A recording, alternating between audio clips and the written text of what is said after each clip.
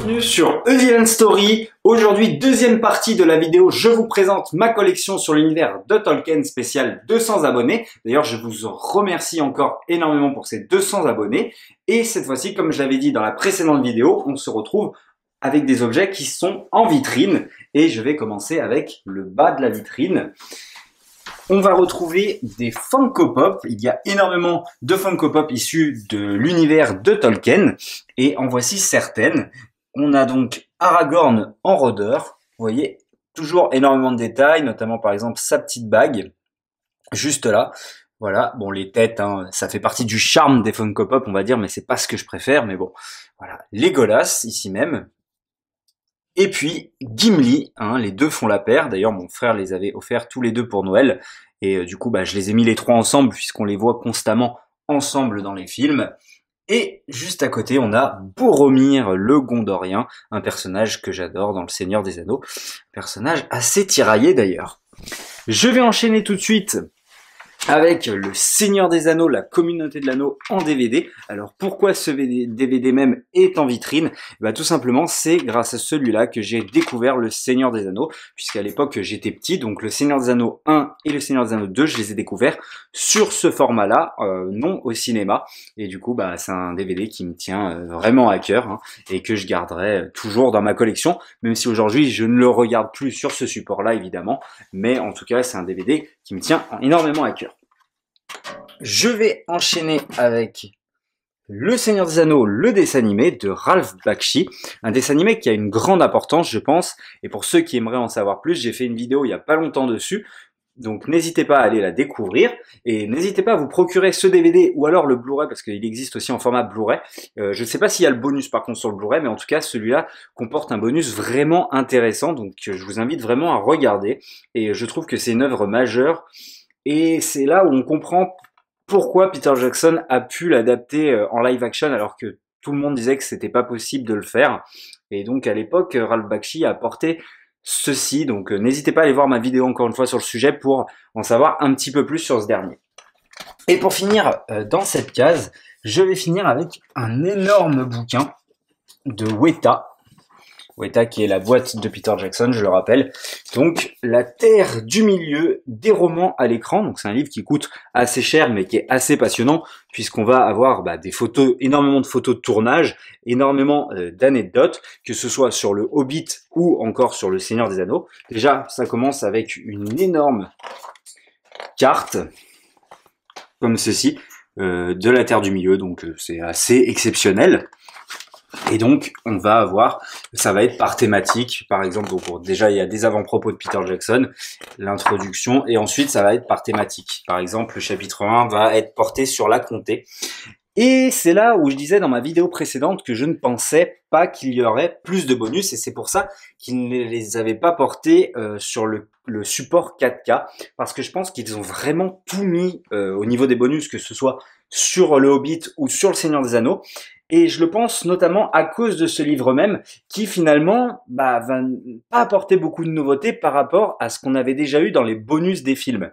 Et donc c'est pour ça que je me dis qu'on a vraiment fait le tour. Sinon, si vraiment il y aurait des choses à dire ou des choses à montrer en plus, on les aurait eu dans ce livre. Alors oui, il y en a quelques-uns dans ce livre, mais c'est très peu.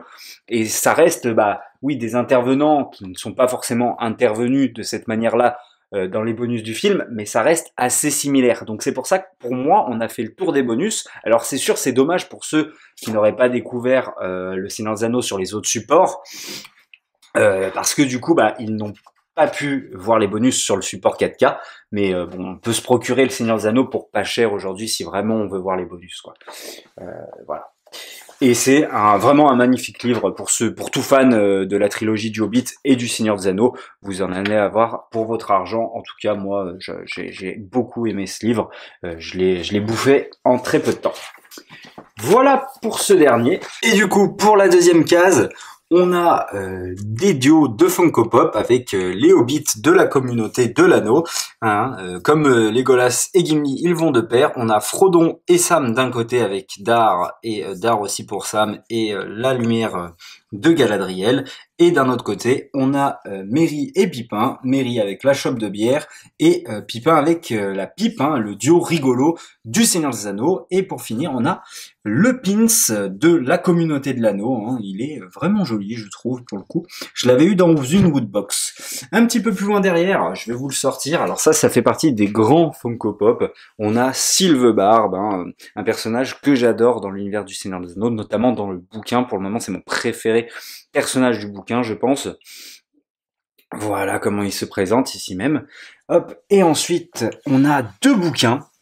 Un premier, et là dédicace à ma chérie qui me l'a gentiment offert, quel beau cadeau, avec le Silmarillion, mais pas n'importe lequel, encore une fois, un peu comme le Seigneur des Anneaux que je vous avais présenté dans la première partie de la vidéo, avec le Silmarillion illustré par Alan Lee, et ben là c'est le Silmarillion illustré par Ted Naismith. Alors lui, pour le coup, n'a pas participé à la création du Seigneur des Anneaux et du Hobbit de Peter Jackson, mais par contre c'est un illustrateur énormément connu, et du coup lui pour le coup son livre a été réédité parce que tout comme l'est le Seigneur des Anneaux de Alan Lee, en fait il n'était pas réédité depuis longtemps et il coûtait excessivement cher, d'ailleurs encore plus cher que le Seigneur des Anneaux d'Alan Lee, hein, qui pouvait monter jusqu'à 100 euros. Moi je l'avais payé 100 euros, lui il pouvait monter sur du 200-300 euros quoi. Et donc j'ai bien fait d'attendre, et du coup ils l'ont réédité, et voilà, le Silmarillion c'est un grand classique, hein. Je crois que je préfère même le Silmarillion au niveau des livres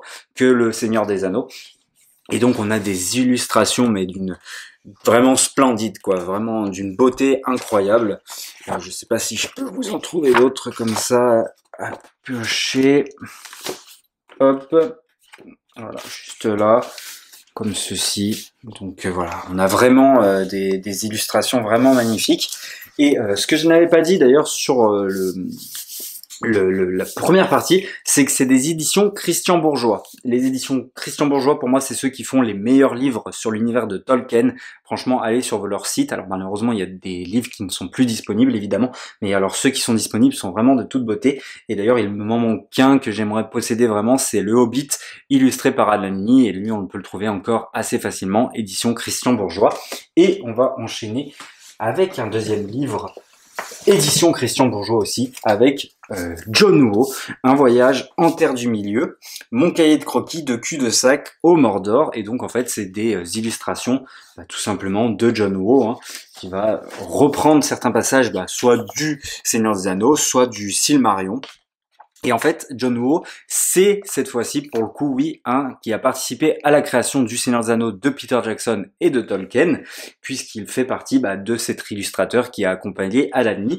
Et d'ailleurs, il a énormément aidé, notamment sur la création des costumes, des armures, parce que lui en possédait déjà chez lui. Donc, il a énormément aidé à ce niveau-là. Il a apporté vraiment un apport assez grand. Donc vous voyez, les croquis, là, vous pouvez reconnaître Laqueville, hein, c'est assez impressionnant, je trouve, pour le coup. Voilà pour ce qu'il en est. Et d'ailleurs, pour revenir un petit peu sur le Silmarillion, avant qu'on passe au reste, ça va être l'adaptation de la série d'Amazon. Enfin, en tout cas, c'est ce qu'on comprend au niveau de la première image. Et j'attends ça avec impatience parce que je pense que le Silmarillion, il ne peut être adapté qu'en série pour le coup, puisque c'est pas une grande histoire à part entière, c'est plus des petits récits. Chaque chapitre est plus un petit récit qui, au final, en forme un grand, mais vraiment c'est vite fait quoi. C'est vraiment plus des petits récits, et donc je trouve que vraiment ça s'apprête bien au format série. Je pense qu'il y avait que ce format-là qui s'y prêtait pour le Silmarillion. C'est dommage d'ailleurs qu'ils n'ont pas appelé la série le Silmarillion directement, plutôt le Seigneur des Anneaux, mais bon, que voulez-vous, le Seigneur des Anneaux ça rapporte plus, et c'est plus marketing que le Silmarillion tout simplement. Et du coup c'est parti pour la troisième case où on retrouve encore de nombreux Funko Pop, avec Saruman et Gandalf, les deux magiciens ensemble réunis. Là, on a deux Funko Pop un peu dans des éditions spéciales, avec Frodon qui est en mode Darkness. Je sais pas trop c'est quoi. Est-ce que c'est quand il se fait planter par l'araignée? J'ai un vrai doute. En tout cas, il a la lumière de Galadriel. Et on a Aragorn, là, ça vaut le coup que je le sorte dans une édition magnifique. Je pense que d'ailleurs c'est la plus rare des Funko Pop que j'ai. Donc il est en mode roi du Gondor, tout simplement. Et les détails sont splendides, notamment au niveau de la couronne. Je la trouve vraiment magnifique. Juste devant, on a Isildur. Et vous savez, ça vient de quoi ça? Ça vient quand on est petit, des marchands de journaux où chaque semaine ou mois, il y a un nouveau personnage qui sort. Et j'avais aussi le Cavalier Noir sur cheval, mais malheureusement, je prenais pas trop soin de mes affaires quand j'étais petit et il a cassé, mais j'en avais que deux. Mais c'est vrai que ça montait assez vite les prix dans ces petites choses-là, dans les journaux comme ça. D'ailleurs, il y a toujours ça marche toujours ça. Il y a toujours les pubs là-dessus. Alors au fond, ça va être que des méchants avec le roi des morts, voilà, et c'est vraiment joli, je trouve, comme Funko Pop. Elle est vraiment magnifique, et je pense qu'elle s'éclaire dans le noir, au vu de sa matière. Je pense qu'elle peut faire de la lumière dans le noir. Donc voilà, elle est vraiment magnifique, les détails sont vraiment beaux. Ensuite, je vais enchaîner avec un Nazgûl. Et là, encore une fois, les détails sont jolis. On peut voir les petits grains de poussière, de boue. Voilà, juste là. Et les détails sont splendides, encore une fois. Bon, il n'a pas de visage, évidemment. Hein. On enchaîne ensuite avec le roi sorcier d'Ankmar, le chef des Nazgûl. Et là, pour le coup, c'est l'une des plus belles Funko Pop. Hein. Le casque est assez beau, comme vous pouvez le voir, les détails. Généralement, quand ils ont une couronne ou un casque, les Funko Pop sont plutôt jolis, je trouve. Hein. Et le détail de l'épée avec les flammes, enfin voilà, c'est l'une de mes préférées Funko. Et pour finir, on a Gollum, hein, bon, il est connu de tout le monde, et il existe une autre version de lui où il bouffe un poisson qui coûte je sais pas combien, qui est introuvable. Donc voilà, hein, les Funko Pop et leur rareté, ça c'est toute une histoire. Je vais enchaîner avec juste derrière, alors là on a le coffret Blu-ray du Seigneur des Anneaux, édition spéciale Fnac. Alors qu'est-ce qu'elle rajoute de plus que les autres éditions spéciales? Alors déjà évidemment on a les versions longues et les versions courtes, hein, les versions cinéma du Seigneur des Anneaux, mais aussi en bonus on a la masterclass de Peter Jackson qui était venue à la Fnac, voilà, qui se trouve juste ici, qui est assez sympathique, hein, où Peter Jackson se fait poser des questions et discute un petit peu autour d'une table devant quelques personnes qui ont eu la chance d'assister à cette masterclass. Tout simplement. Un très beau coffret, je trouve. Pour le coup, lui, il est vraiment joli. Hein. Pour une édition française, contrairement justement à la 4K qu'on a eu le droit, qui est assez dégueu, là, je trouve que celle-ci est vraiment jolie. Ensuite, l'autre coffret qu'on a en Blu-ray, et d'ailleurs qui fait partie de mes futurs achats potentiels, à savoir le Hobbit, mais en 4K, que je ne possède pas en 4K, que je ne possède seulement en Blu-ray, dans une version assez jolie aussi, hein, encore une fois, avec l'Arkestone juste derrière, et en plus, dans cette version-là, on a le droit, bon, évidemment, aux versions courtes et aux versions lourdes, enfin, version cinéma, pardon, et on a le droit aussi au roman du film, tout simplement, Bilbon le Hobbit, que j'avais lu à l'époque quand j'étais plus petit à la bibliothèque, et que lui pour le coup je le recherche vraiment encore une fois dans l'édition Christian Bourgeois illustrée par Alan Lee. Voilà pour ce qu'il en est de ces coffrets là. Et voilà ma plus grosse pièce de ma collection du Seigneur des Anneaux, enfin de l'univers de Tolkien, à savoir cette statuette Weta Workshop qui est limitée à 700 exemplaires. L'unboxing de cette statuette est disponible d'ailleurs sur la chaîne pour la voir encore plus en détail. Elle est limitée donc comme je disais à 700 exemplaires, j'ai la 532e et on est loin de la statuette de la première partie hein, du collector de l'ombre de la guerre où c'était que du plastique. Là c'est fait à partir de matière de polystone, donc voilà, la qualité est grande et voilà, ça vaut son prix, hein, ça vaut très très cher, mais les détails sont splendides, voilà. Donc on a Frodon qui va se faire planter par le roi sorcier d'Ankmar, hein, dans cette scène du Mont Venteux, hein, qui est pour moi l'une des meilleures scènes du Seigneur des Anneaux, qu'on peut retrouver dans les deux tours. Donc c'est une statuette faite par Jen Winley, qui est une grande artiste hein, qui a fait plusieurs statuettes du Seigneur des Anneaux, mais pas que. Elle a aussi son site où elle fait ses propres statuettes. Et donc comme je disais, ça vient de Weta Workshop. Et moi, dans un avenir, voilà, ce que j'aimerais, c'est en posséder plusieurs des statuettes comme ça. Mais bon, ça coûte son prix, ça prend de la place. Donc un jour, si j'ai un plus grand appartement et un peu plus de place, et de l'argent aussi, parce qu'il en faut, j'en prendrai d'autres, des pièces comme celle-ci. D'ailleurs, il y en a une qui me fait de l'œil, mais qu'il faut trouver au bon moment.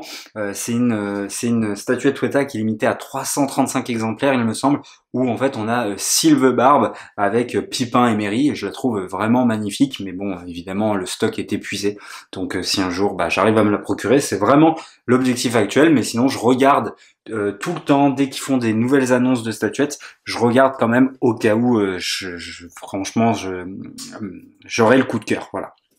Et derrière, je trouvais ça plutôt joli de mettre ces coffrets derrière, les premiers coffrets version longue du Seigneur des Anneaux, en fait, et donc qui datent de quand j'étais gosse, donc ça se voit encore une fois, hein, puisque comme je disais, j'en prenais pas trop soin de mes affaires, mais qui sont assez magnifiques, et donc j'ai découvert les deux tours sur ce coffret édition collector version longue, et pour le coup le Retour du Roi, lui, j'ai pu le voir au cinéma, et c'est un film qui me tient énormément à cœur, et donc deux coffrets qui me tiennent énormément à cœur puisque c'est des coffrets de mon enfance. Et par contre le 1 je l'ai mis à part puisque le 1 je ne l'avais pas, hein, comme je vous le montrais, je l'avais juste en DVD, et donc je l'ai racheté beaucoup plus tard dans cette édition là, et le coffret pour le coup est un peu abîmé. Alors est-ce que c'est du fait que j'étais gosse et que les coffrets, du coup, je les ai abîmés, ou alors c'est les coffrets qui sont comme ça, qui s'abîment au fur et à mesure du temps, mais je pense franchement que j'en ai pas trop pris soin, malheureusement,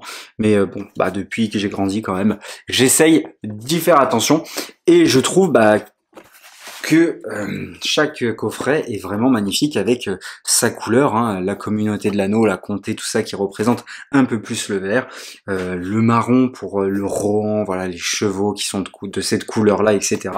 Et le bleu du Gondor, tout simplement. Donc voilà. Voilà pour ce qu'il en est de mes collections du Seigneur des Anneaux, enfin de l'univers de Tolkien. Donc voilà, avec cette pièce maîtresse et toute cette collection.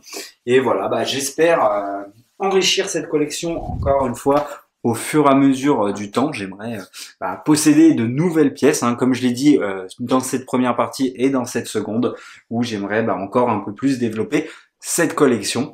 N'hésitez pas à me faire part, vous aussi, dans les commentaires de vos collections, et qu'est-ce que vous avez pensé de ma collection de l'univers de Tolkien.